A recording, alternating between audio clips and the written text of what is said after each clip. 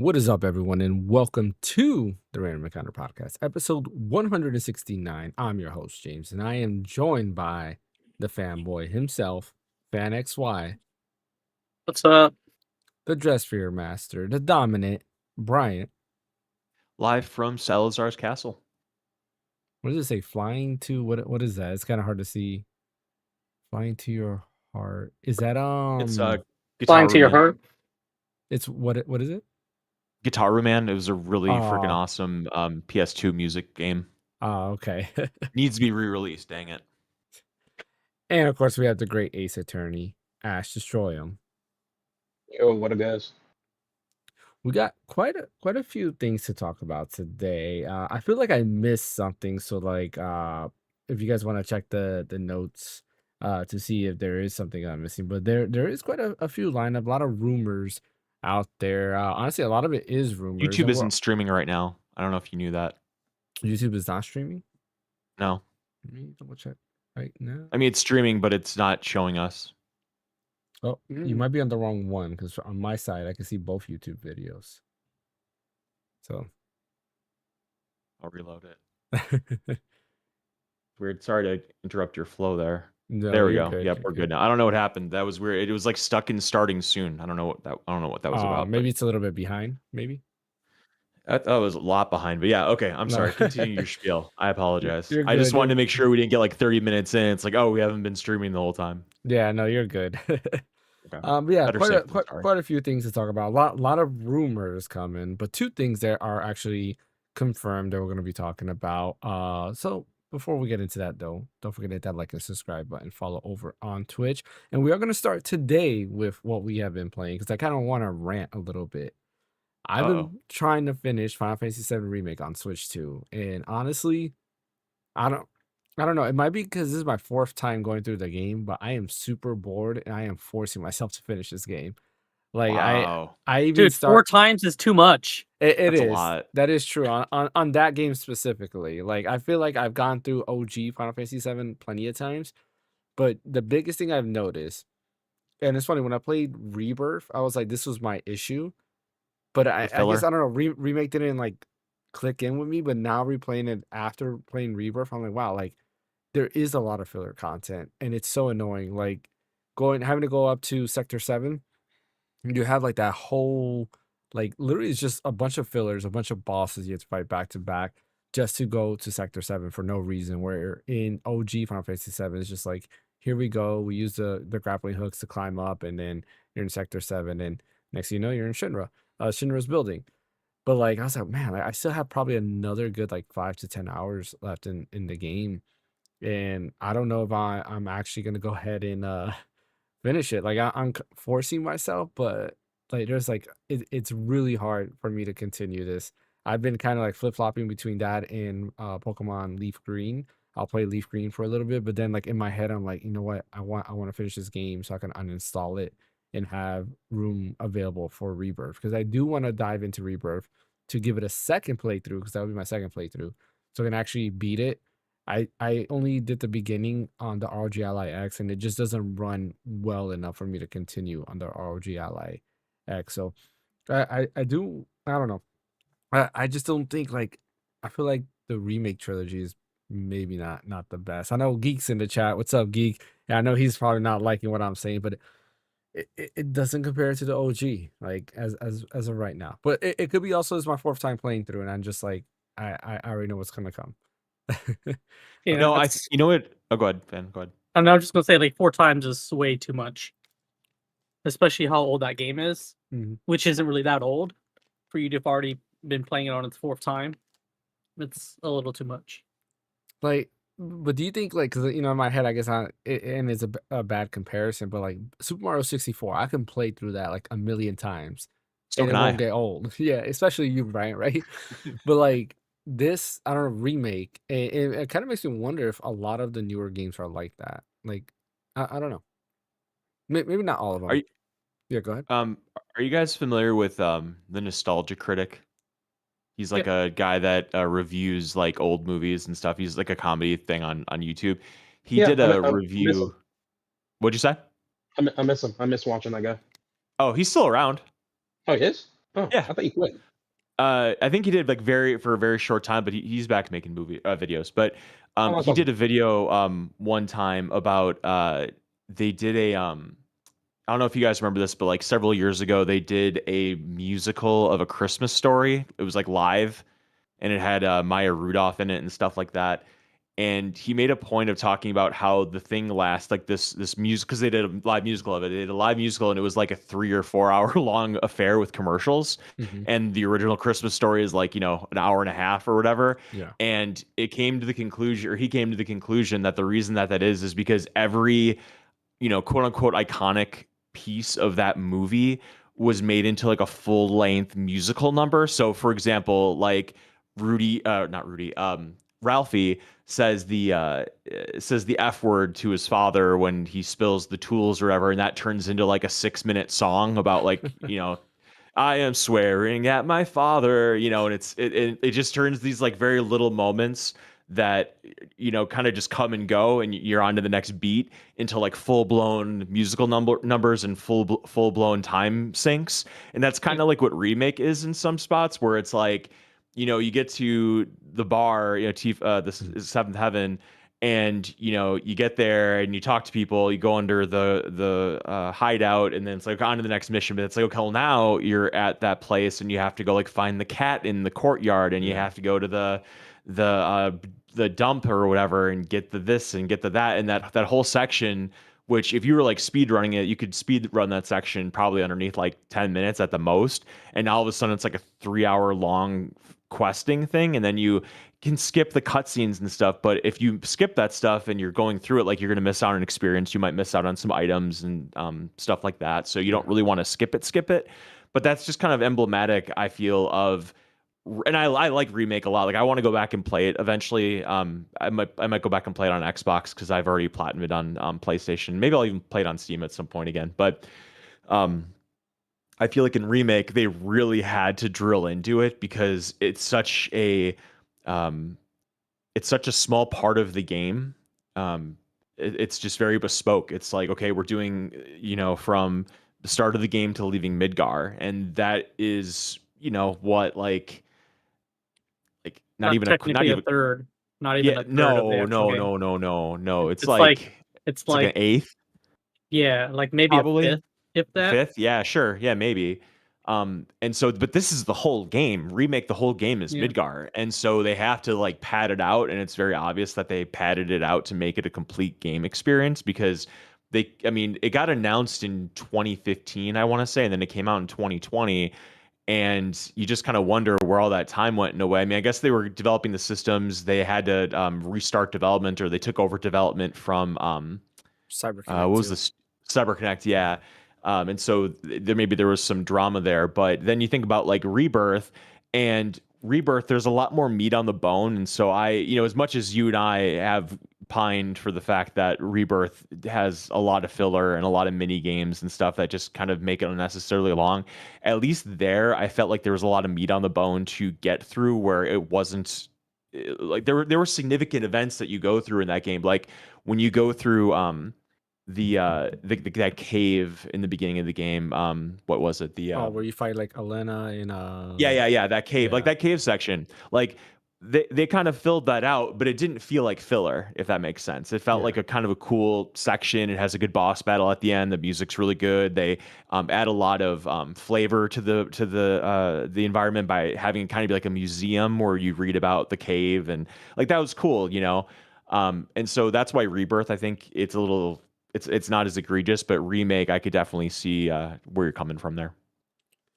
Yeah, like I say, it could be a mixture of me, this be my fourth time playing through the game, and then that. But like, I'm still like in my head, I'm excited to play Rebirth, because it would be my second go through of Rebirth, and I'll kind of want to go through it and do almost everything, especially the stuff that I didn't do on the PS5 playthrough. Because you guys know that towards the end, I was just like, I'm going straight for the story. I'm not gonna even do the side quests. I was severely under leveled when I beat the game, but hey, that's what makes it more fun. But yeah, I've been playing that Pokemon Leaf Green, and that's really it. I just been playing those two as of right now, as I kind of sit here and wait. I did pick up Super Mario Galaxy the collection because Woot had it on sale for it was like $35. It was like super cheap, like half off. That's worth it. Yeah, for sure. And I haven't started it yet, mainly because I know the minute I start it, I am not gonna go back to remake until a very long time. Because I do want to play Galaxy 2, but I'm probably just gonna play through Galaxy 1, finish Okay, you it, and never then go to played Galaxy 2. 2, right? Yeah, I've never played Galaxy 2, so I Oh, do want you're to in play for a that. treat. I like Yeah, 1 better, but 2 is amazing too. yeah, I didn't know Galaxy 2 doesn't really have like what would you call it? Not an overworld, but like You're just on Mario's head. yeah, exactly. Yeah, and you're just going through level. Basically what like the new Yeah. Super Mario Brothers game goes, where you go from one level to the next and the It's next. just like a grid. Yeah, exactly. So I didn't know that. And when I saw that, I was like, wow, that's I guess different. That's a downgrade, but it's what it is. But yeah, those are the It games feels I've like been playing. B-sides, kind of. Like, it feels like those levels are B-sides of Mario Galaxy 1, but even B-sides are still freaking amazing in Nintendo Land. So I That is true. enjoy Galaxy 2 a lot, but Galaxy just felt a lot more fleshed out. Yeah. Like the whole going into those little stages and you go into the observatory. It was very cool. But anyway. Yeah. All right. Brian, what have you been playing? I've been playing Resident Evil 4 remake the past couple days. I don't know. I miss that so much because What are you playing I on? love the third person. What'd you say? What are you playing on? What console? PS5 because I already beat it on PC, so I went Okay. back and played it on PS5 just to get those trophies too. Okay. And God, and also too, I'm sure we'll probably touch on it, that PlayStation 5 update with the PSSR. I Mhm. wanted to see how that looks on my PS5 Pro, and it looks spectacular. So not a lot to say about Resident Evil 4. I mean, we all know it's pretty much a masterpiece Yeah. in every way you could ever want in a game. Pokemon Pokopia keeps looking at me too on my Switch too. I'm very keen on going into that. It just seems like a really nice, cozy game, and I just am hearing so much about it from the podcast I listen to that these people are freaking obsessed with it. Not to mention on Twitter, all the people Not a like good taking thing. pictures. Yeah, exactly. And like on Twitter, like all these people that are building these like sky rises and apartment buildings with swimming pools and hot tubs, and not that, maybe not that much, but like seriously, like apartment complexes and paradise and stuff like that. And I know when I go in, it's gonna be like 2 pieces of grass next to each other that the Pokemon are gonna be lucky to have because I won't be able to figure out the mechanics enough to make it that fancy. But I really want to get to that though, because I did enjoy Dragon Quest Builders a lot, and the aesthetic of the game just seems really charming to me. And that's pretty much it. I did start a little bit of Monster Hunter Stories just because Monster Hunter Stories 3 looks pretty spectacular. So I booted that up for a little bit. I'll get back to that at some On point. PS5 as well. What'd you say? On PS5 as well. Yeah. And I think that's it. Yeah, that's probably about it. I think you would be proud of me. I turned on my PS5 for like 15 minutes this week. Wow. Yeah, it was Did you have to like crazy. let it warm up in the garage for a little while before you turned it on, or before you Alright, started playing something? so the main reason I turned it on was I wanted to play Street Fighter 3 Third Strike, Hmm. and I have the collection on PS5, and it's just because the music was like in my head. Like I've been while I'm driving to work, I've been listening to the music. Good And soundtrack. it is very, very good soundtrack. Like that era of gaming soundtracks was amazing, especially by Capcom. They did a lot of good music there. So I was like, you know what? Let me turn it on and play. And I played it for about 15 minutes. I was like, yep, all right. Let me go back to playing Final Fantasy VII Remake. But that's the other thing is like I said, it pulled me away because I would have played more. But in my head, I'm like, you need to finish Final Fantasy VII Remake so you can uninstall it. I almost hit the uninstall button without finishing it, but I need to finish Because it. that's a big install too. That's taking up a Yeah. lot of storage in the fridge. It is like 90 something gigs. I was like, oof. Yeah, I had to delete something else because when the GameCube update, when they added Pokemon, was it DX Gale of Darkness? When they added that, I didn't have enough room, so I had to delete something else. I forgot what I removed. It was Advance Wars because I don't think I'm ever gonna revisit that game. Unfortunately, it wasn't my cup of tea. Fan, what about you? What you been playing? Oh, your green Pokemon. screen is like showing I up. know. Looks It's like a because of Pokemon. Well, that's trippy. I know that is I know kind of because of cool. it's the key out, the green. It's like Yeah. see-through. Yeah, that's kind of cool. So same thing. It's You've I've been basically augmented playing. just been reality. grinding. I've been Oh, grinding a lot in Pokemon Fire Red. That's the same thing. I would go through going to cave. I wasted a lot of time trying to get Nidoran male and female, and I spent like hours doing it. And then finally I was like, you know what, like forget it. I might just move forward. And then when I booted it up last night, it's like, I was tired. I was like, let me go ahead and do this real quick. Maybe I'll get it. And sure enough, went back to that patch of grass, back to back. I got Nidoran female and then Nidoran male. Nidoran male is I think a 0.01% chance to get in leaf green. Like it's super rare. Like it's very hard to get. And I got it right there. I was like, yes. And I continue because Nidoran female is the most common one. The male one, for whatever reason, is very rare in leaf green. But yeah, good. I game mean, to they go do back it to. that way because Mm-hmm. both difference in versions. I'm Exactly. sure Yeah. it's the In opposite Fire in Red. Fire Red. Yep, it is the opposite in Fire Red.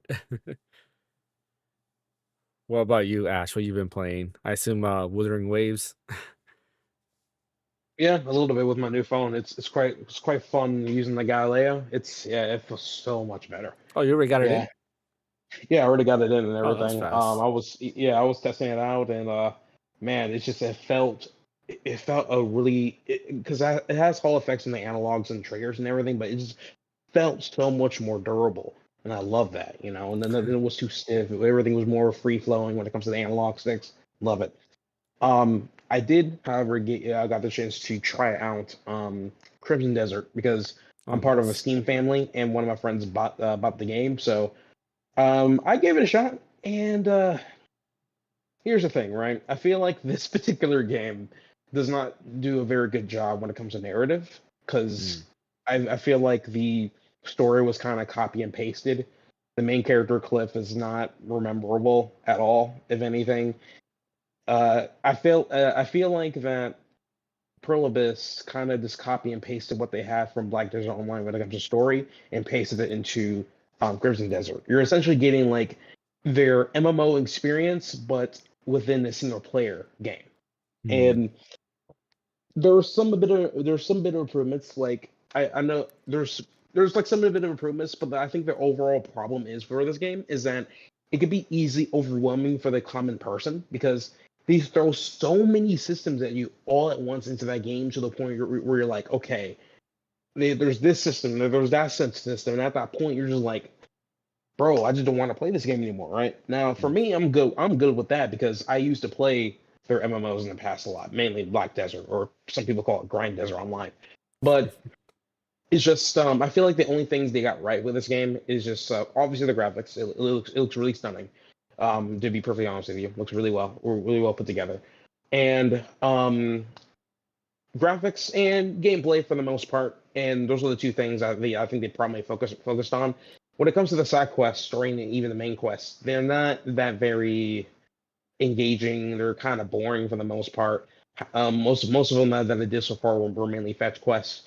And like, and the thing is, I know some people out there are gonna say, "Hey, man, give it like after 8 hours, you're done playing the game. You're gonna like start loving it." And the problem is, why do I have to give the game 8 hours of my time just to finally start loving it? You know?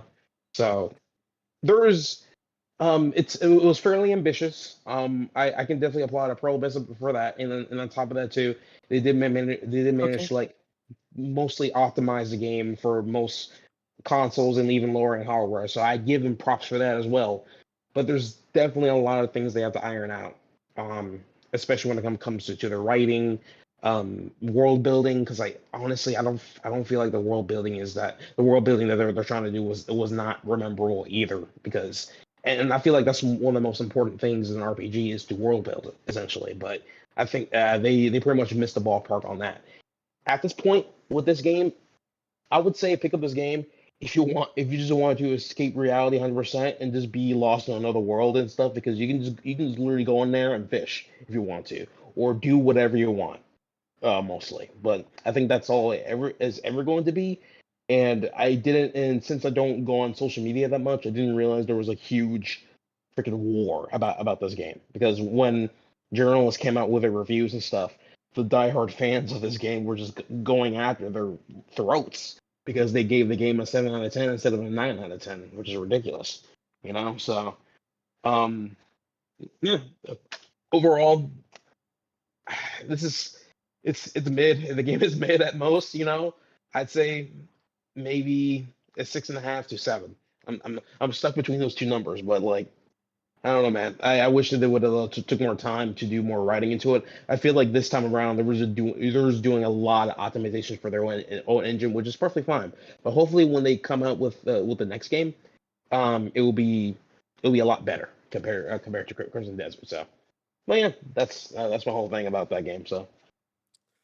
I'm glad you played it because last podcast I was gonna ask if any of us played it, but I was like I doubt it. I kept looking to see like when you guys were online, and I saw none of you guys were playing it, so I was like none of us played it. And it It's too much for me. yeah, Yeah. I don't like open world games like that. And just looking at the gameplay, it reminded me of Assassin's Creed Valhalla, which I thought was just super too big. And it's just like, you know what? Like, if it's as big of a world as Valhalla, I don't want to play this game because Valhalla was too big for me. And then I got bored. Like after 40, 60 hours, and I was like, oh shoot, like I'm only like 20% done with the game. I'm good. I played my share. Um, The other game I also been playing was also Bravely Default, which I missed that game so much, mm, and I finally get to play it again on my PC and everything.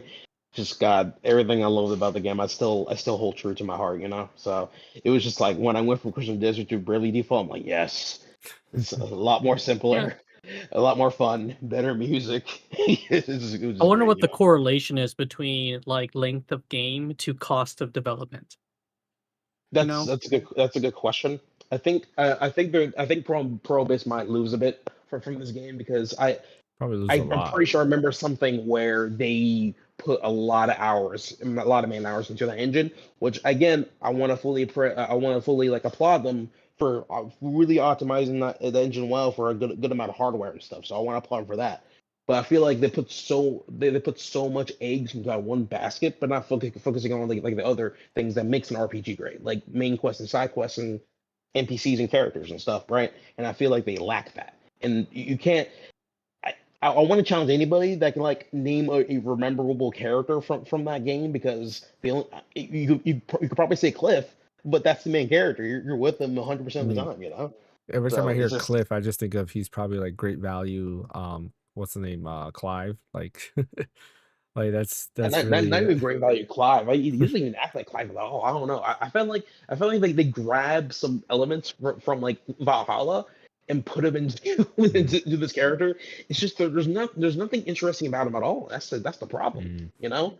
And like I really hope they improve further on the right in the writing department for that as well because yeah. they did an okay job with the Black Desert because I mean to be fair they had a lot it was a live service game and they had a lot of time to like iron some things out when it comes to the main story and stuff.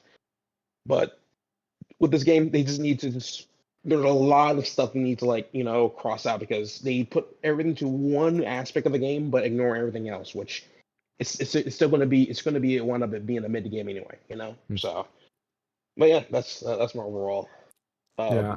impressions of Crimson Desert. So, Thank you for the impressions. That just means that it's probably like a maybe if it's $10, and that's a huge maybe. I'll pick it up. Buy when it's on sale.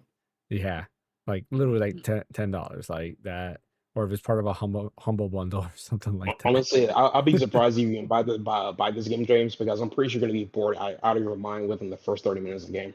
Probably. Honestly, so It sounds that way, like, and that's the thing, like, the minute I saw the game and when I saw it was Pearl Abyss making the game, I was like, ooh, like, I don't think it's gonna be my cup of tea. Like, it looked cool. Graphically, it looked decent, but even the gameplay I saw in the trailers, I was like, like, I I'm was not really just, feeling it. yeah, that's exactly how I felt right there. and Uh, it just goes to show that graphics aren't everything in the game. So, oh, of and that course. that game proves it. So. Yeah, I'd rather play, something I mean, like, I'm playing freaking Fire Red yeah, for Yeah, Christ's sake. yeah. Us gamers are willing to spend 30 bucks on a game that came out so many years ago. So yeah, there you have it. yeah, exactly. Yeah. All right. Well, let's go ahead and start talking about some rumors before we get into the actual stuff. Starting off with Resident Evil Code Veronica. So apparently, possibly the new Resident Evil game that's in the works is Resident Evil Code Veronica. And according to some sources, they are saying that it's actually in development and it's being made by the RE2 and the RE4 remake team, which is cool because like RE2 was great. RE4 remake was great, just like Brian says. He's going through the game again, and honestly, like it is a great game. My son is also going. My second oldest, he's going through RE4 remake for the first time, and he loves the game. And like honestly, yeah, it's I think it's in good hands, and I am super happy to see that like the Chris and Claire are gonna get a good or a better version of Code Veronica because I really enjoyed Code Veronica, and I think a lot of people do hate on Code Veronica for whatever reason, but I thought it was a great game. Some people said it was even a little bit too actiony. I don't see that at all. I don't know why some people would say that because it's still tank controls and everything. But I did like the story and everything. It was kind of cool. So I am happy to see that they're working on that. It was the kind of weird game that was missing because it was like RE2 remake, RE3 remake, and then they skipped Code Veronica and went straight to 4. So I'm glad that that's might be coming. I'm assuming if this game is in development, I think we'll probably get it in, I don't know. What are you guys thinking? Like maybe a year or two? Yeah, Something like, probably 28. I bet yeah, it'll be 'cause 27. you think it'll be 27? Yeah, I 'Cause think we have to have a Resident Evil game every year. did we have one last year? No, right? Because remake was 2 years ago, no? Was that the last? I'm trying to think.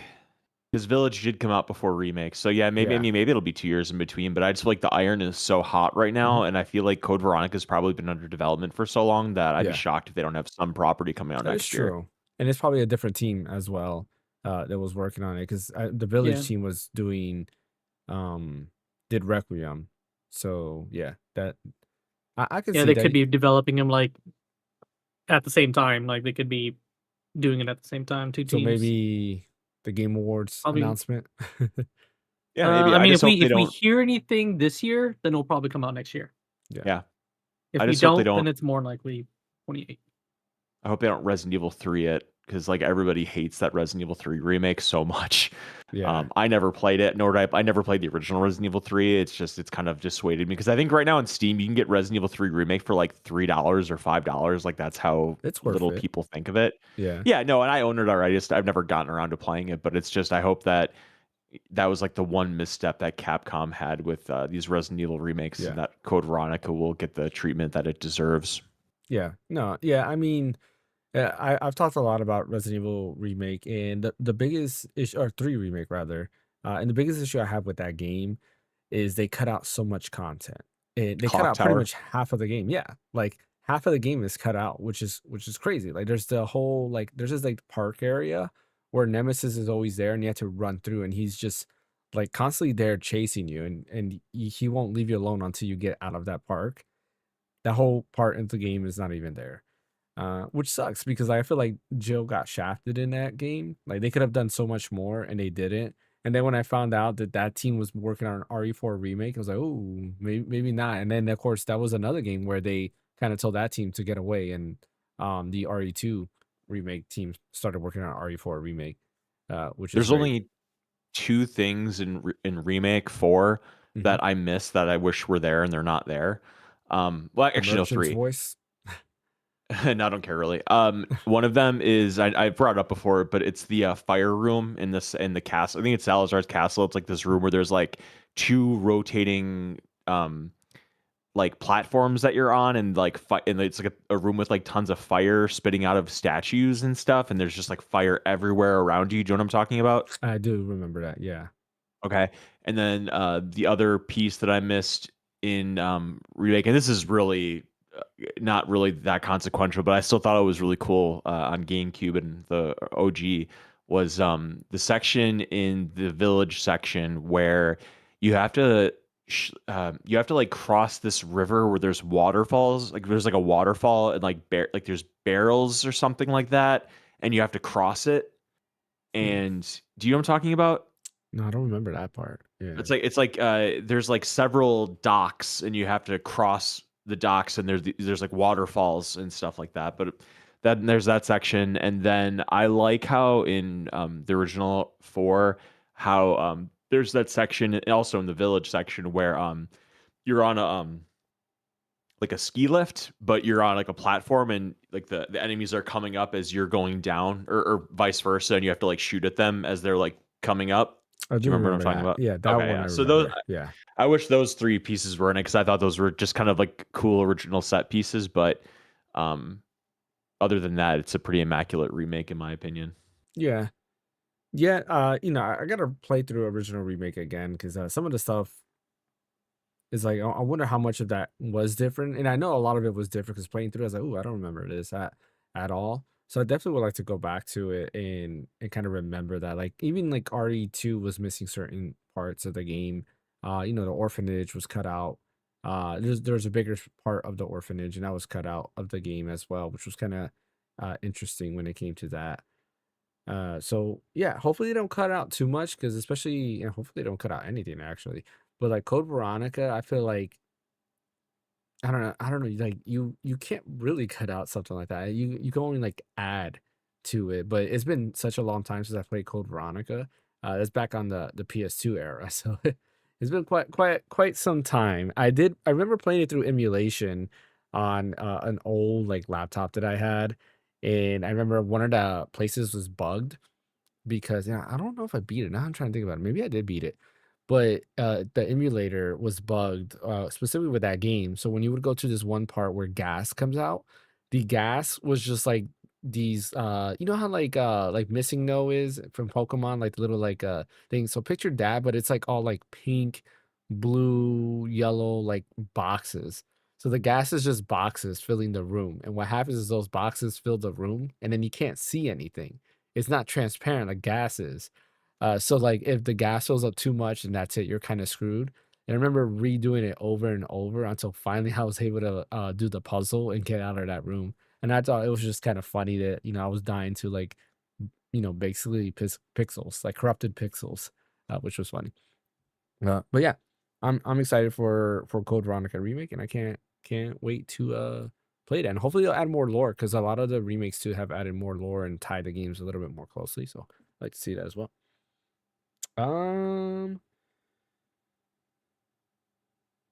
Let's actually talk about this. In March 21st, 2001, the Game Boy Advance was released in Japan, not in the US, in Japan. So technically speaking, the Game Boy Advance is 25 years old. I forgot to look it up when it came over here in the US. I think I it was like want a to year say it later, was, right? yeah, I think it was summer of 2001 for sure. Yes, June 11th, 2001. Yeah, so it Yeah. was, only a few months later, three months later, which is kind of cool. And like, what's some of your fondest memories of the GBA? Because like I didn't own the GBA. My dad got a Game Boy Advance with a bunch of games and gave it to my brother, and I didn't have a Game Boy Advance. So when it came time to like decide do I want a Game Boy Advance, I decided not to. Instead, I bought the Game Boy player and attached that to my GameCube, and that's how I played all my Game Boy Advance games. Because I just thought it was the coolest thing. I could play these portable games on my TV, and that was cool. Well, what's some of your guys' fondest memories? And if you owned a Game Boy Advance, what was your first Game Boy Advance game you owned? Super Mario Advance, Super Mario Brothers 2. Yeah, wasn't that was a launch game, I believe, wasn't it? Yeah. Uh-huh. Yeah. I also bought Choo Choo Rocket, Mm. Tony Hawk's Pro Skater 2. I'm trying to think if there was anything else that F-Zero, that F-Zero Max, I think it's Maximum Velocity. I got that Yeah. too, and Which I was a thought it was launch kind of game crap, as well. honestly. It was. Yeah. I want to say that was probably it. Mm. I think I can't think of any other one. Like I know there was like that I think it's called Iridium or something, and it was like a shooter game, like a spaceship shooter game. Maybe like a few others, but I don't really remember. But those four for sure I got at launch, and then I played the heck out of those, and then Mario Kart came out in August, I want to say. Mario Kart Super Circuit. Yeah, Super Circuit. Yep. Yeah, Super Circuit, and that was really awesome having Mario Kart for the first time in portable form, and it was very capable too. The Advance was a really, really awesome system. There are so many amazing games on Advance. The only thing that's kind of regrettable about Advance is that SP wasn't the model that they came out with. It just kind of sucks that had to be like a mid-generation upgrade with especially like with the backlight and everything, because I think that would have been a game changer if they would have had the backlight from the beginning. One of my favorite Game Boy Advance SP memories, and then I'll pass it over to you, Fan, is when I was in band as a sophomore or junior in high school. I was in like a orchestra band. I played bass guitar in band, and we were doing like a musical, and I had oh yeah, there you go. Yeah, and so I was in the pit reading sheet music for the musical, and the entire time I had my Game Boy Advance SP and I had Sonic Advance 2 playing, and I had all the volume down, and I was just like playing that in between when I was supposed to be playing music. And so, but I could do it because there was a backlight and I could see it, because without the backlight, like obviously that would be impossible. So I thought the Game Boy Advance was a really cool little system, and it was a really nice evolution, because the Game Boy Color really felt like a half step. It was like, okay, it's colored now. It's not green and less green. Now it's fully colored, and it's like, yeah, it was, but it was kind of primitive looking. Advance is where they're like, okay, we're gonna put a Super Nintendo in the palm of your hand, and it really was. So that it's an awesome system. Can't believe it's 25 years old. Whew. What about you, Fan? So I didn't have the Advance. I went straight to SP. Oh, nice. So I got to enjoy the backlight from the very beginning. Well, good for you, Fan. Yeah. Good for you. But I had the typical like Game Boy games, like Super Mario, Pokemon. Had the Link to the Past, Force Awards, Mario Brothers 3. I didn't have a ton of Game Boy Advance games, to be honest, because it was a shared console since it was portable. So it kind of floated around in the family. Like I would have it for a while, and then I get bored, and then my cousins would borrow it for a while, and then that would go to a different family. Like it kind of just floated around. Could we just talk about how awful the naming convention was for the Super Mario Advance games? Super Mario Advance, Super Mario Brothers 2, Super Mario Advance 2, Super Mario World, Super Mario Advance 3, Yoshi's Island, Super Mario Advance 4, Super Mario Brothers 3. Like, what were they thinking? What were they thinking? So bad. They could have just left the name that it was and just said, Super Mario Advance, like Super Mario Brothers Advance 2 or something like that. Or they could have just said Super Mario Brothers 2 Advance. Yeah. There you go. Yep, that's even better. You bet. Yep. Yoshi's Island Advanced. Yeah. Just like, how freaking things are being called Pro and Ultra and whatnot now. Like 4 is 3. Remember that. Yeah. It is a really weird naming convention.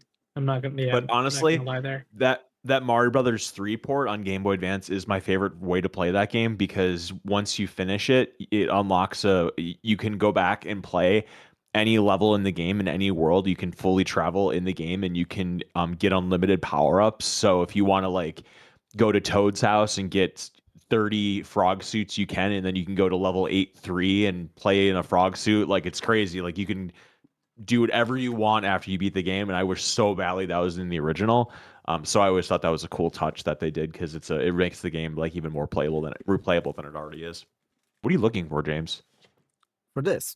Okay. Oh, okay. Yeah, I was like, what the heck's going on? I was like, what drawer do I have it? Yeah, it's funny. Like, so I have a few games, and I don't know where the rest of them are, because like I said, I didn't own it. So this actually was my brother's, and he gave it to me when he was gonna like get rid of it. I was like, no, give it to me, because I'll keep it and I'll find use for it. So like, I got this. But it's funny, like I still have some GBA games. So like, this was his. He had this. One of the first games I bought was Lunar Legends, because I love Lunar 2.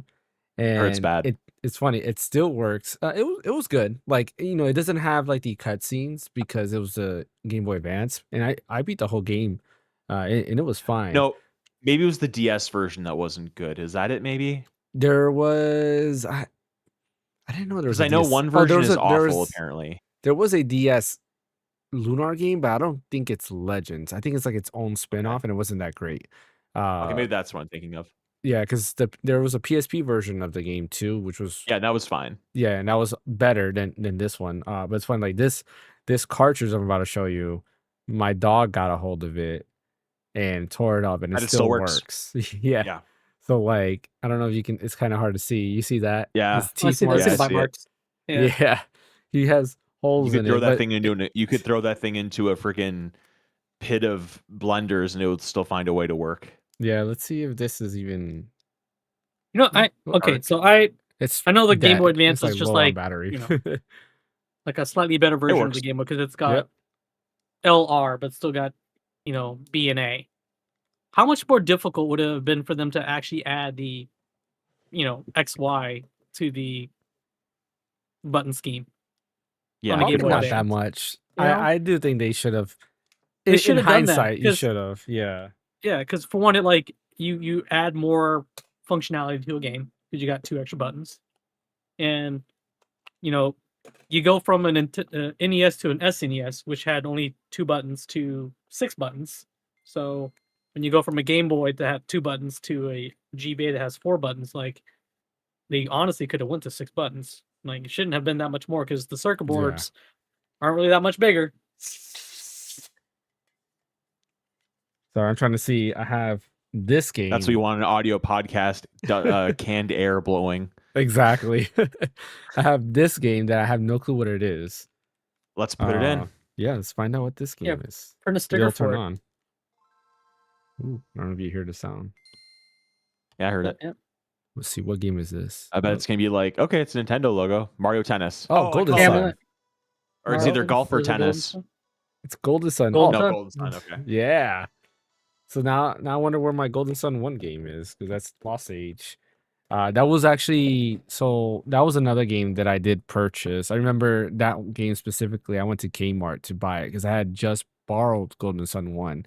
I was like, I need to play Golden Sun 2, and I bought it. And then I went back and bought Golden Sun 1 to own. But those were a couple games I had. I had a Link to the Past with Four Swords, which was amazing. I remember playing that with a friend of mine who had it as well. And the way we did it is the Game Boy player had the link cable slot. So I had a link cable, of course. We plugged it in to there, and then he plugged it into his Game Boy Advance, and then that's basically how we played. And he stood over. I remember it was a school night, and he stood over the whole night playing with me, and we beat the whole game in like one day. The Four Sword part, of course. And then I remember, like, it was super late, and I was like, oh man, like there's school tomorrow. And so I was like, you want my parents to take you home? He's like, no. He's like, can I just spend the night here and I'll just leave in the morning? I was like, you sure you're cool with your mom? And he's like, yeah. So he called his mom. His mom let him do that because he didn't live too far away. But it was too late for him to like walk home, and I guess he just was too tired. So then we just did that. But that was a fond memory. And then of course I remember playing Kingdom Hearts Chain of Memories.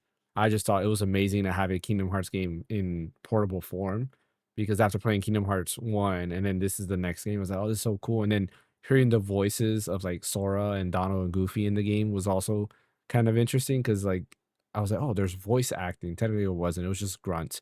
But there's voices inside this game. So yeah, that was another one.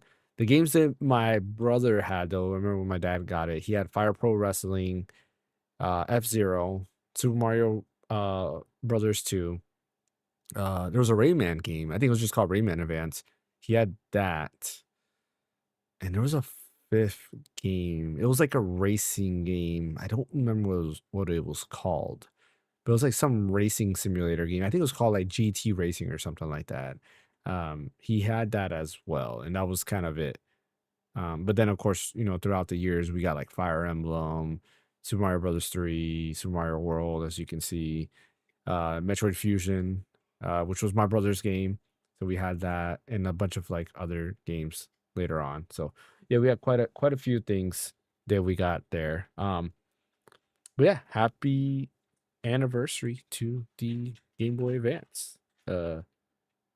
Happy for it, and hopefully they add more games to Nintendo Switch Online, because I feel like they haven't added a game in quite some time when it comes to Game Boy Advance, and there's a lot of good games missing, especially a lot of third-party games, because there was actually quite a bit of third-party games that were pretty good on Game Boy Advance as well. Astrobot. Or Astro Boy was Oh, really I was good. gonna say like Astro Boy. What? Like Astro Boy, I mean, yeah, I've never played that one, but I did hear that one was good. it's very good. Yeah, Mega Man Battle Network was also good. I never owned Oh it, yeah, but I did emulate Mega it. Man and Bass, your baby. Yeah, Mega Yeah. Man Base. I don't know Mega Man how and I forgot Bass, about that. yeah. Yeah, Mega Man Base. That was the first time I played that game, and I loved it. Played it so many times on my Game Boy player. Love that game. The soundtrack is just amazing. Ah, great 10 out of 10 game. I wish I had the original cartridge. I have no clue where that original cartridge is. Probably gone forever. All right. Let's go ahead and talk about, actually, before I get to this rumor, let's go ahead and let's talk about one more concrete thing that's happening, and then we'll go to this next rumor. Nintendo Switch 2 did get an update that improved game chat, apparently improved GameCube emulation, as well as added a Game Boost mode. Of course, when you think of Game Boost, you think of PlayStation 4 Pro's Boost mode, which was improving graphics and frame rates for a lot of PS4 games. Well, it's basically the same thing, except what it actually does is it forces in portable mode Nintendo Switch 1 games to run in dock mode. For the most part, it does work well. There are certain games that you don't want to use Game Boost mode, and there's certain games it just doesn't affect at all. But yeah, a lot of people have been testing out the games. One of them, which is I think is kind of funny, is Xenoblade Chronicles X. They've tested the Nintendo Switch 2 version versus the Game Boost version, and the Game Boost version looks far superior than the Nintendo Switch 2 That's not good. version, which is funny. The only thing you're getting in the Switch 2 version, of course, is the 60 FPS. But that's Which I think because that might be worth it. yeah, for 60 FPS, probably so. And it just shows you that they need to update Xenoblade Chronicles X because the whatever AI upscaling engine they're using, it is not doing a good job. It's definitely not like their older upscaling techniques that they use for like Xenoblade Chronicles 3. So they definitely have to fix that because it doesn't look too hot. But once they fix it, I'm sure it will look better overall. But one thing that I didn't know is that when you use Game Boost mode and it's on a game that has dynamic resolution and dynamic frame rates, it kind of shuts off the dynamic part and you get stuck at a certain resolution. So people try Dragon Quest Builders 2, and without Game Boost mode on a Switch 2, it runs at 60 FPS, 1080p in handheld mode. If you turn on Game Boost mode, it locks it to 30 FPS and you stay at 720p, which is kind of weird. So that's one of the games you want to keep it off so it can run at 1080p 60 FPS. Of course, the game itself on Nintendo Switch is dynamic resolution and a dynamic frame rate. It typically stays at around 30 FPS and doesn't go any higher, but that resolution kind of fluctuates there. So that's one of the few games. Basically, all the Koei Tecmo games, you don't want to use Game Boost mode with that. I haven't tested Game Boost at all. Have you guys tested it on any games? Yeah, I have.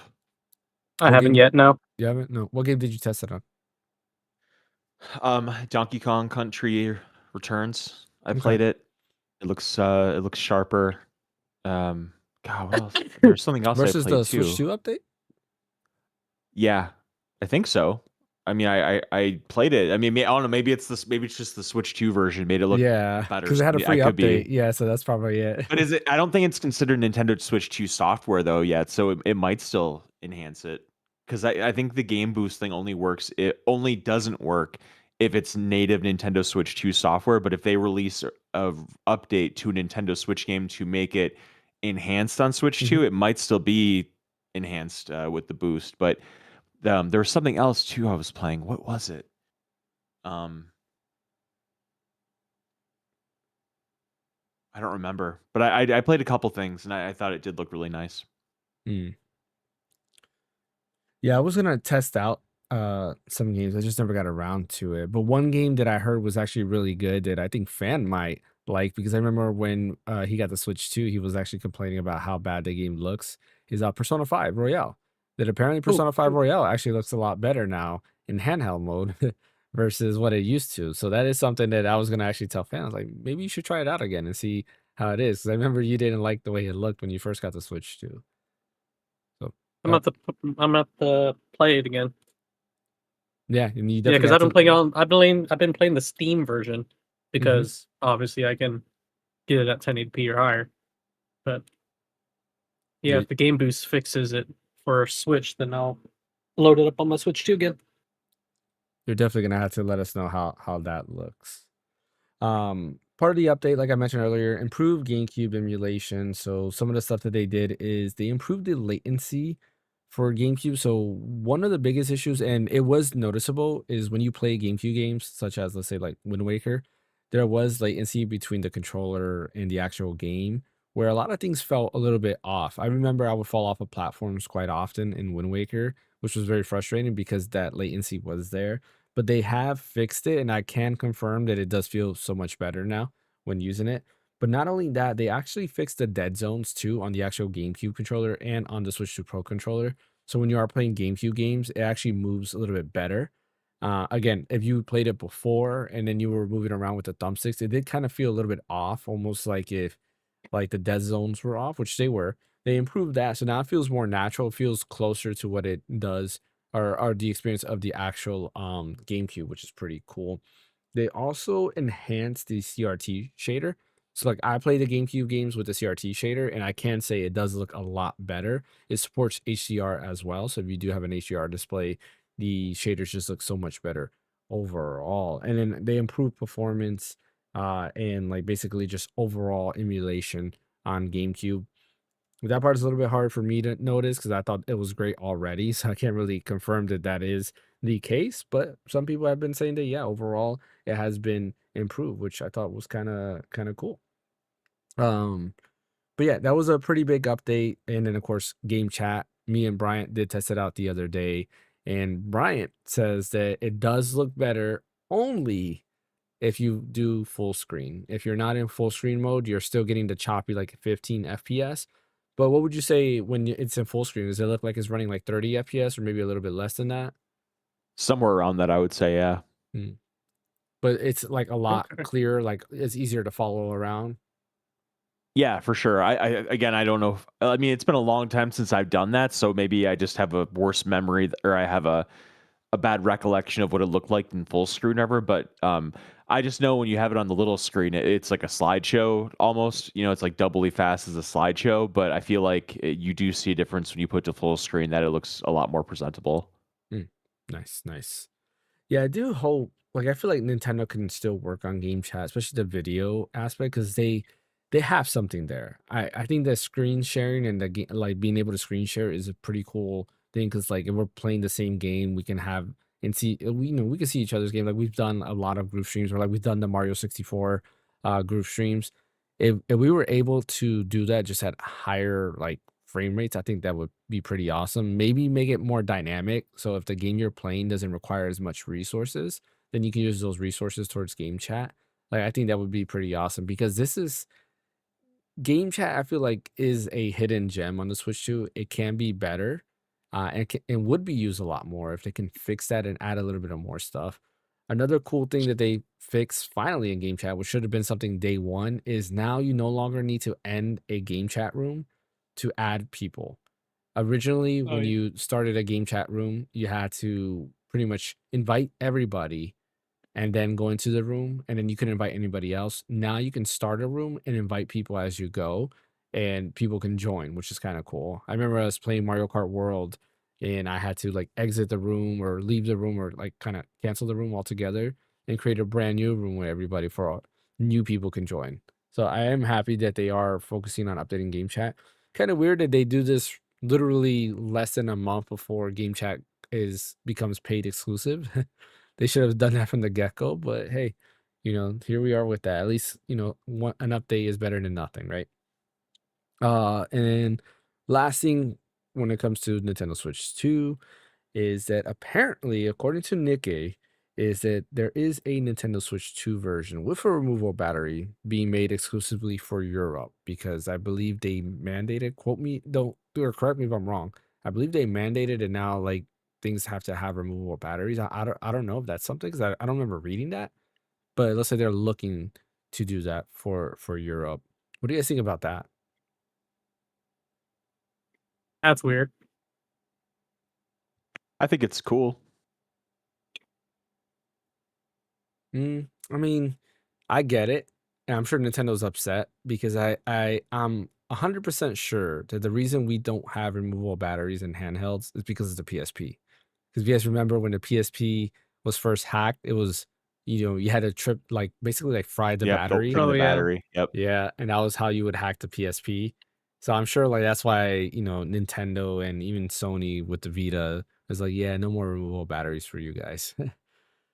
But interesting. I would like to see if we'll get that later on. Hey, giving you the option to get a bigger battery would be even better. Like have that open space. I think the Wii U had that option. Like you can buy third-party external batteries for the Wii U gamepad and then get a bigger battery. They which I sold thought an was kinda official cool. one actually. I have They did? the bigger Oh. one. Yeah, I got it on Nintendo.com. Oh, that's cool. I didn't know that. I Still got it. Yep. remember I bought the Nyko. There was like a thing that you plug into the Wii U, and it expanded the battery, so it gave you like double the battery life. And all you had to do was charge that, and while you charge that, it also charged the battery. And then when the battery was full on the gamepad, then it would charge the Nyko battery.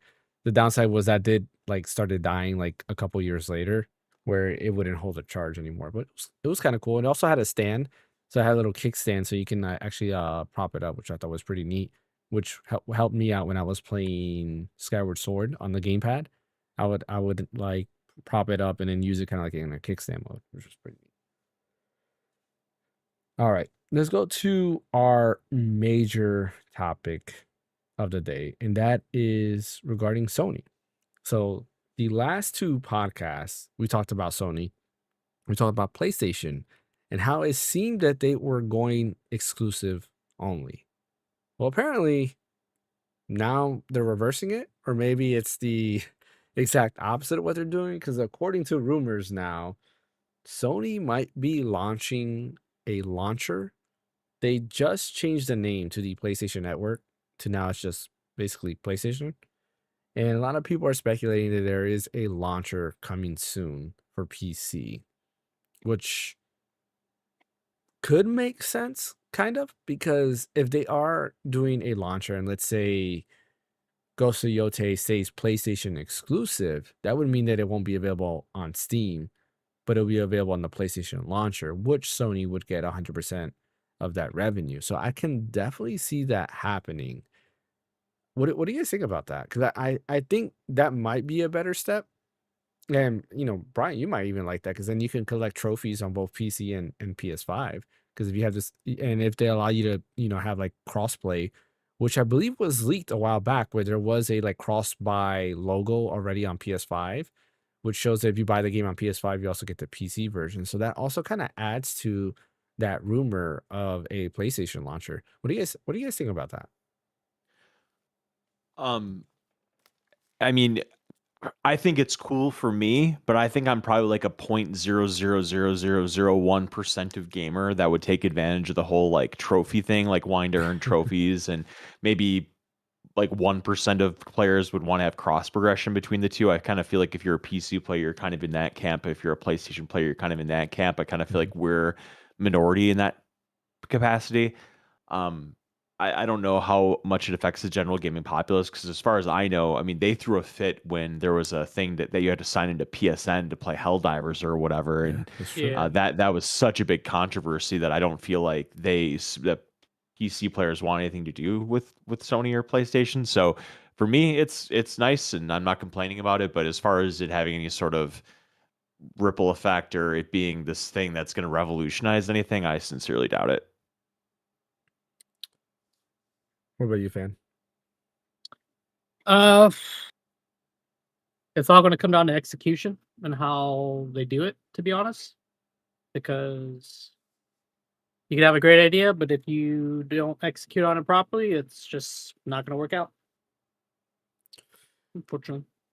Yeah, I think like and this might be like wishful thinking, but I think it'd be kind of cool if they you have the PlayStation Store, right? You do the cross buy stuff, and it kind of helps them stay in control better than what Xbox is doing because you still have exclusives, but it's tied to just PlayStation, right? Therefore, if you have a PC, you have to use the PlayStation launcher, but you still have the PS5. But you can also buy, let's say, an Xbox ROG Ally X and still have PlayStation games on there as well. Though I feel like it does kind of do the opposite of making PlayStation more valuable. And it's kind of like, why release a portable if you're just gonna release that launcher instead? Like I don't know. It just kind of seems kind of off, but I do think that's true because it makes sense when you think about it with all the other evidence that we saw before, such as the logo showing cross buy. Unless that just means that if you buy it on PS5, you buy it on their new portable that they're still working on, which I believe like has been rumored to come out possibly next year or the year after, depending on, of course, the RAM situation. But I don't know. I think I'm down for that. If I can have all my PlayStation games and have it available like on PC or hey, make it Steam Deck compatible, I think that'd be pretty awesome. Be able to play the same games on Steam Deck would be pretty cool. But I guess it's hard to say where that's at and how it'll run because the launcher would have to run good too. You have to be able to make sure that it doesn't bog down because I think the Xbox app itself is not that great. I'm not sure if you guys have used it, but to me, I feel like it's clunky and it's kind of slow when compared to something like Steam. And you have to be worried about if one version is better than the other. So like the Xbox app version of let's say like Ninja Gaiden 2, the remake runs way worse than the actual Steam version. The Steam version runs better. And there's so many bugs that's in the Xbox version versus Steam version. So it's like there'll be different versions of said games on there. So like I wouldn't want that same thing to happen with the PlayStation version where it's like, okay, because the API they're using and so forth, the game might not run as good than if it was available on Steam. If that makes sense there. But yeah, a lot of the other fuel to this is there's marketing now of a DualSense controller for PC, which I feel like it's not really a big deal because they've been marketing the DualSense for PC. They have the drivers there, or they have the updater. I even have it on my PC right now where you can update the DualSense by plugging it into your PC because they wanted that controller to be available. So to me, I just don't feel that's big of a deal. They've sold a DualSense with the PC adapter before. I don't understand why this is a big deal now, but that's another thing. They're doing more marketing when it comes to that as well. Yeah, I don't know. I guess to me it really I don't care. whether it's true or not, it doesn't bother me. Like if it's true, then cool. It's another way for you to get PC games, so take it. Versus them saying, "Hey, we're just going to be console exclusive," and then you're really upset because then you can't play the game at all. So that's where I'm at when it comes to that. Though I do kind of want to get back into the PS5 ecosystem a little bit more because after some Nvidia stuff, which we'll be discussing, not sure. Like there's a lot of other things Nvidia in the background as a company. I just don't like what they're doing. Specifically where with their partnerships with certain companies out there that Discord is also partnered with, which we are using Discord on here. Not a big fan of those, but let's talk about Nvidia right now. DLSS 5. What are your guys' take on DLSS 5? I'm curious. I have thoughts. Go ahead, but Fan. I want to see what you guys have to say about that.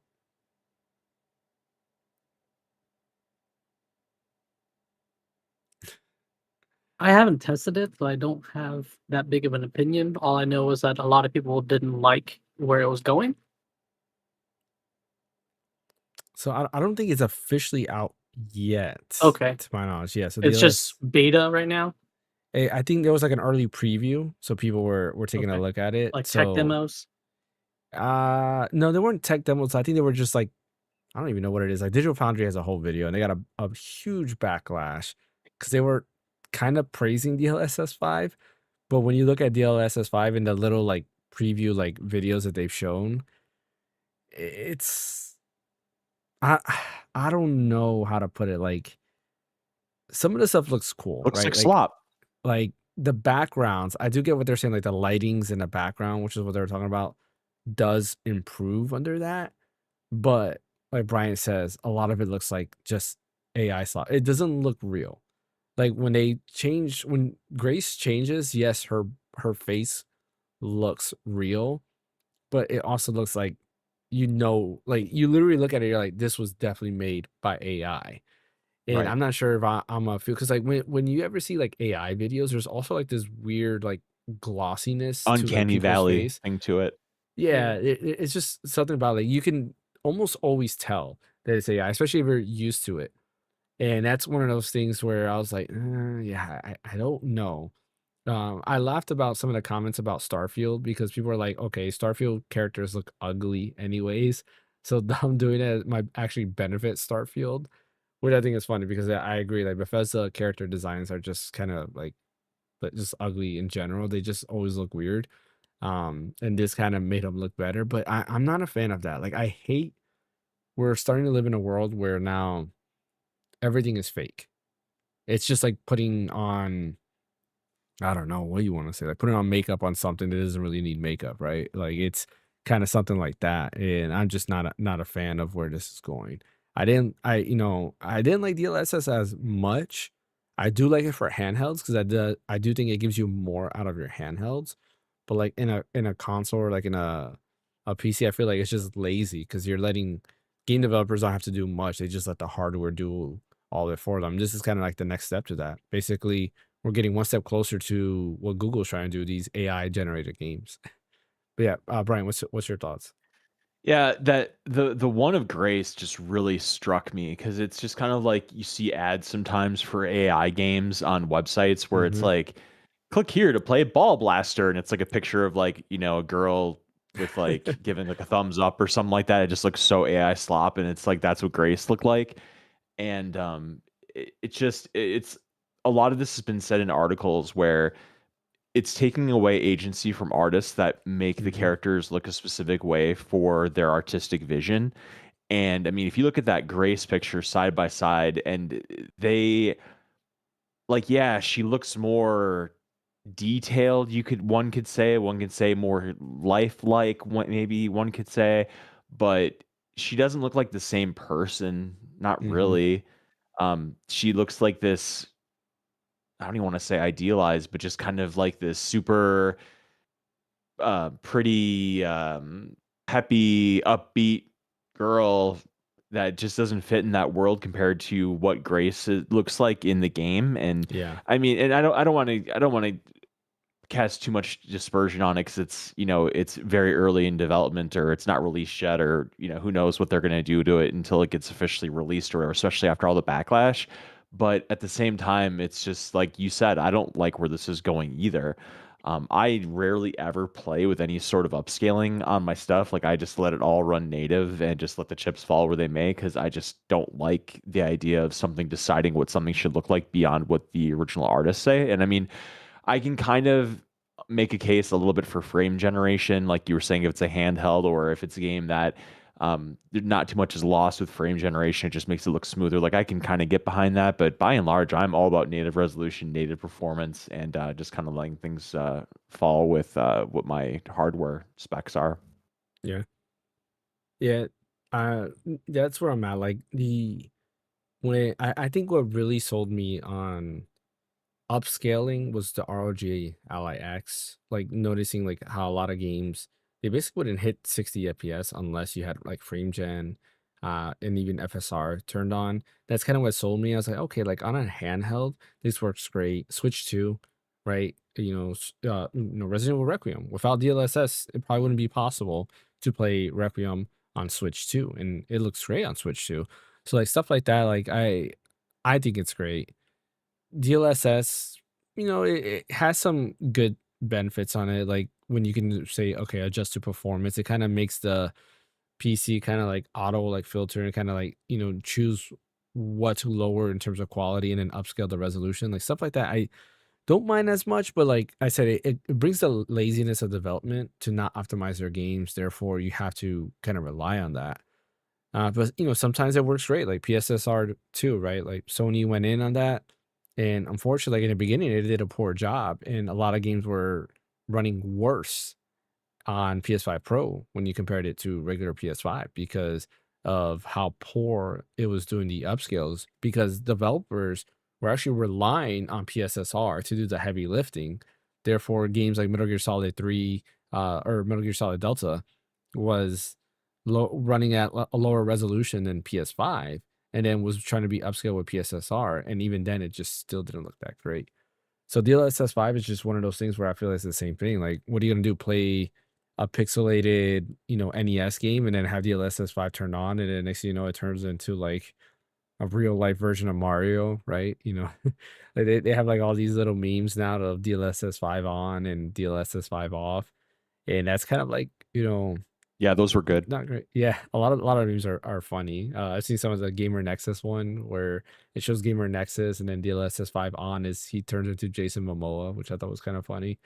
Like, you know, yeah, there's some good ones. Hey, it brought good memes at least. Good memes. But yeah, I'm not a fan. I agree. Like keep the artwork, you know, maybe for real even then, like when I think about it, like all they showed was more realistic like games that look more realistic. But what happens if it's cell shaded, right? Like Okami, the next Okami. What is that gonna do to that? Are you gonna turn Okami from a nice, beautiful looking I forgot what that art what do you call that art style? 'Cause it's like Japanese painting art style. What is the name? It has a specific name. Do you guys know what that is? I don't Talking know what about it's the wood called. blocking, What is it? Yukio. This is what it's called? If that's what it's called, then basically like you're gonna Or change that. Yuki. Yeah, it's that wood blocking, right? Yeah, it's like what kind of like art Legends Arceus was also trying to kind of mimic it, just it didn't do it in a good way. But like what are you gonna do? You're gonna turn that into like an art style to like I don't know, like Van Gogh or something like that, some other type of art style? Like no. Yeah. I'm just I don't know. Nvidia has lost me. I'm kind of done with Nvidia. I really want to go back to AMD. Cool. Oh, Anything this looks else? really weird. Right? You're seeing the video now. Well, I'm on Nvidia's website and they have the little section where you can draw like the little slider to see the differences between the Yeah. two, and it looks so weird going from DLS off to DLS 5 on. I didn't even know you can do that. I'm gonna go to Nvidia's website right now and see. They're mainly showing, Resident Evil Requiem stuff. Yeah. But yeah, I mean, I can see where it would be okay for like games that have photorealism like as Yeah. part of the game. Like right now, I'm looking at EA Sports FC. So like that, yes, it kind of makes sense because then that way your player character can look like the actual person that it's portraying, right? Yeah. But when you go into like Starfield or Resident Evil, those are faces not based on an actual person. They're just Yeah. like designed like someone created it with a specific vision in mind. So when you try and add DLS 5 on it, it changes the art quite a bit. Well, it's like if you go to the Leon one and look at it, like it's funny. I think Mighty That one's not Keeps. too bad. Well, so Mighty Keeps said it best, and I thought it was kind of funny. It's like Leon went from looking, he went from looking white to looking Latino. Like they basically changed his race with DLSS 5, Mm. and I was like, yeah, I can see that. Like his hair kind of changes. It might be because of the lighting, but like his hair and like not even like if you look at it, his facial features almost kind of changed too. Yeah, especially like if you look at that picture, look at his eyes, like where his nose is, like on the upper, like in between the eyebrows. It's like that whole facial section changes to looking like somebody else, in my opinion. I don't know how I feel about that. Speaking of Resident Evil Requiem, this doesn't have anything to do with the NVIDIA thing, but I just thought of it because it was really funny. Did you see that video that was trending on Twitter where they swapped out Grace's character model for With Leon's for Leon, the section that was yeah, some funny stuff right there. yeah. That I did see that. I thought He's that was running away all hilarious. scared from Gideon. He puts like the chair on the on the door, and Yeah, it just looks so silly. yeah, that was funny. But yeah, I agree with with the EA Sports FC. It does make like the soccer player look like the actual soccer player, which that I can kind of see a benefit for. But everything else just looks, I don't know. Even Starfield, like one of the characters in the second shot where you can like adjust, the female character to the right, I feel like she just looks totally different. But again, it could be the lighting that they're adding with DLSS 5.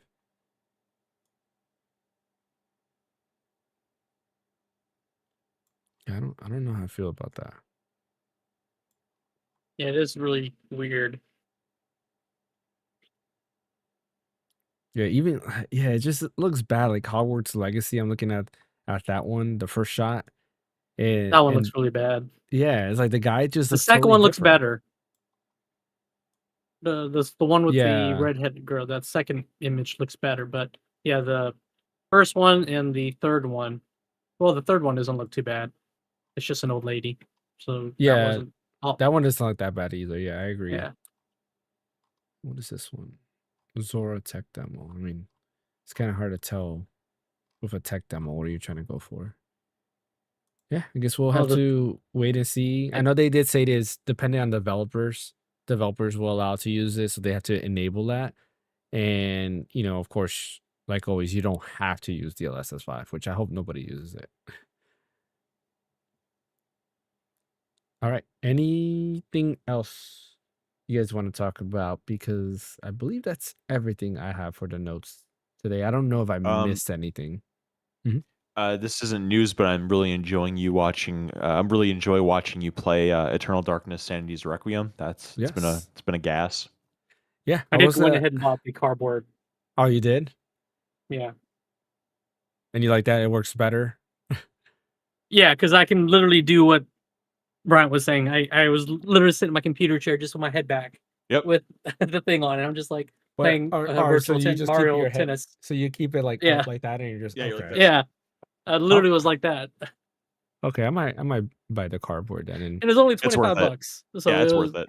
With tax and shipping it was like $30, but it was worth it. Because I was playing tennis, Mario Tennis on the virtual Boy. Yeah, because I kind of want to play those just to test it out. The only experience I have with the Virtual Boy was walking into like a store. I forgot what store it was. It might have been like Blockbuster. Mine was like Kmart. No, it was like I feel like Kmart had it just standing there, and I was like, oh, cool. What is this? And I put my head there, and I was like, oh, this is kind of cool. Yeah, that was really my own experience with that. But yeah, going back to Eternal Darkness, I forgot to mention that. Yeah, I'm enjoying the game. Like that last level I did definitely took forever because I was trying to do what you said to find the rune. The Mantarok rune, yeah. Yeah, and the guide I had, or like the little thing, it was from like Game Facts. What the guy described was kind of confusing. So I was like, okay, where is this place? And then finally I saw what they were talking about. I was like, oh, okay, so this is what I gotta do. There's a boss fight that's gonna come up. I want to say it's like the next chapter or the one after, where if you don't have the Mantarok rune, it is really difficult. But now that you do, it makes it so much easier. And like I told you, you're gonna be very thankful you have it, because the Mantarok rune, I don't know if you knew this, but it is strong against every other element. So the green, the red, and the blue, it beats all of them. Yeah. As opposed to, if you're facing a blue element, you have to get, I don't remember what the order is, but you know what I'm talking about, like where they have their elemental weakness or whatever. Yeah. You'll be very glad you got it. But my second or third favorite chapter is coming up. You're either you're like a journalist during World War I or World War II. I think it's World War I, and you're in the same cathedral that you're in like the second level of the game when you're playing as that heretic guy. And there's like a thunderstorm going on outside. It's really dark. It's really good stuff. I want to say you probably have like, I don't know, maybe like 4 or 5 chapters left. I want to say, give or take. And like Alexandra has a, like, I think she's like the final level or whatever.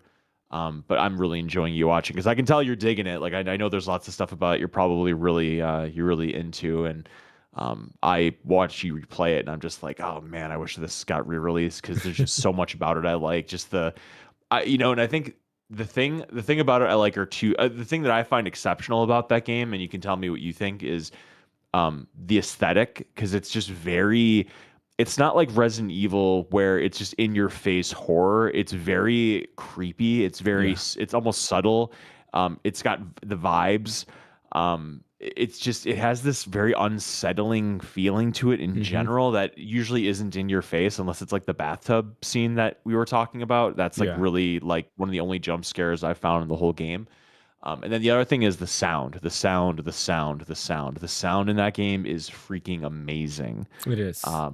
So I'm like I said, I'm loving watching you playing it. I'm really happy that you're enjoying it and you're going through it like you are. No, definitely. Like I'm enjoying it more than what I thought I was going to enjoy, and I like it. Like it feels like old school Resident Evil, mainly because of the tank controls, but it's definitely totally different. Like it's different from what I was expecting it to be. Because I remember seeing it like even in magazines as a kid, and just thinking, oh, this is just like Resident Evil, but it's not. It's totally It different. doesn't have tank controls. It's basically tank controls. Yeah, like the way you move around. Like, yeah, you don't like go like this and then like have to go like she well, it's runs a little around bit better. Yeah, I guess she does run Yeah. around, and I guess so it's not fully tank controls. Yeah, so she does run around. Perspective she is doesn't, like, similar, I stop. guess. Yeah, the perspective with the fixed camera angles where you run a corner and then it shifts to that. That's very similar.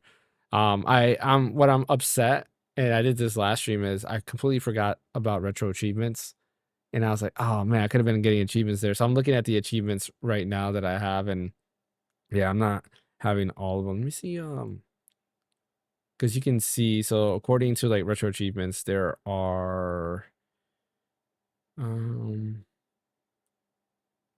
72 achievements in this game. And That's a lot.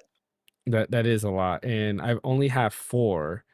I'm missing on the complete chapter 1, complete chapter 2, like all the completing, of course.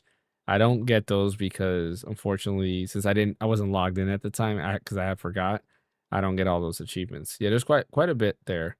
Yeah, all the different like rooms that you create is an achievement as well. I don't get any of that. All the different weapons you get, I didn't get the achievement for any of that That's stuff. heartbreaking.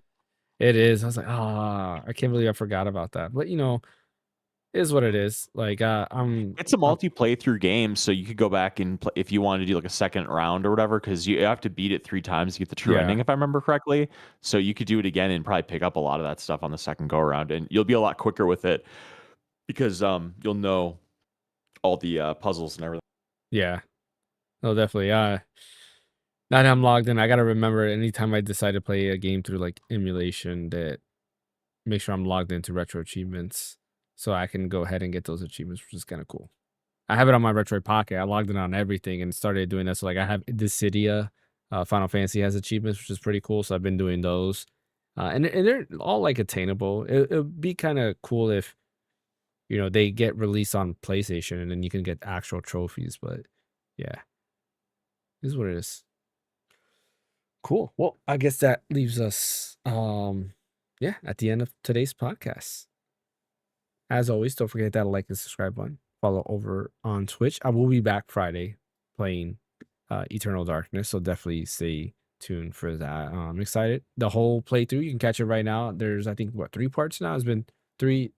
Yeah, so there's 3 parts to it right now, my walkthrough, so definitely go through. It's a full walkthrough, so like I don't play the game off stream. I play it only on there, and it's my first time. So yeah, definitely take a look at that if you want to watch some Eternal Darkness. Shout out to Geek Show. He was on watching us too. Make sure you watch Archives. Archives is back. He was on hiatus for a little bit, but he came back, and it's fun. Like the other day, I just had it in the background watching while I was doing some stuff, and it's nice nostalgia vibes with his little, like, he does little commercial breaks. And the commercial breaks, he uses older like 1990s ads on there. Like, have like Ninja Turtles and stuff like that. They're pretty cool. It's amazing to watch in the background. But yeah, Fan, where can I catch you at? You can catch me at Phaneckswhy at X, Twitter, all the socials, YouTube. What about you, Bryant? At red_so_deep on Twitter. And as always, you can catch me right here at the Random Encounter. I'll see you guys Friday.